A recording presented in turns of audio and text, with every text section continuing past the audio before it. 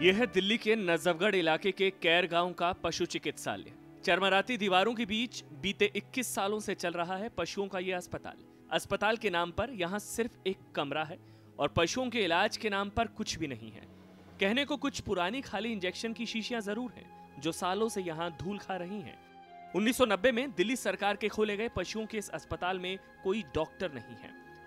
अगर कोई है तो सिर्फ एक इंस्पेक्टर। 4 गांव के करीब 8000 पशुओं के इलाज का जिम्मा इसी अस्पताल पर है। लेकिन हकीकत यह है कि साल 2008 से अस्पताल सिर्फ नाम के लिए ही चल रहा है।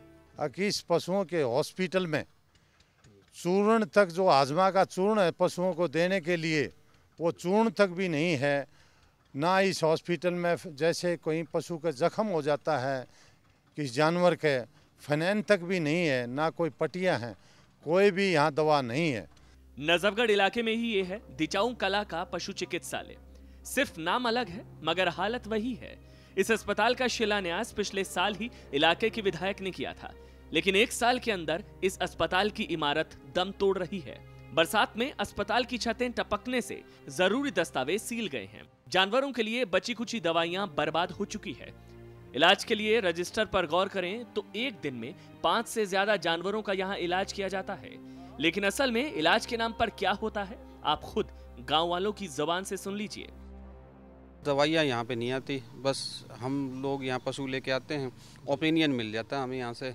दवाई हम प्राइवेट से खरीदते हैं। यह हकीकत दिल्ली के नजफगढ़ इलाके के सिर्फ 2 पशु चिकित्सालयों की नहीं है। सच तो यह है कि दिल्ली ही नहीं, देश के ज्यादातर पशु चिकित्सालयों का यही हाल है।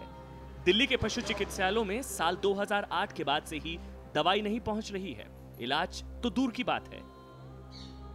अब आप देख लो, देश की राजधानी है। अगर देश की राजधानी के पशु चिकित्सालयों का यह हाल होगा तो आप दूर दराज के प्रदेशों में अगर आप जाओगे तो वहाँ क्या क्या स्थिति होगी, वो सुन के भी बड़ी भयावह स्थिति वहाँ होगी।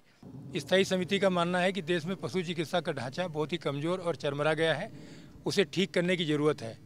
दिल्ली के मशहूर कैरा गांव में जहां मैं खड़ा हूं, वहां की हालत को देख करके अंदाज़ा लगाया जा सकता है कि जब राष्ट्रीय राजधानी में हालत है कि देश के अन्य हिस्सों की क्या तस्वीर होगी।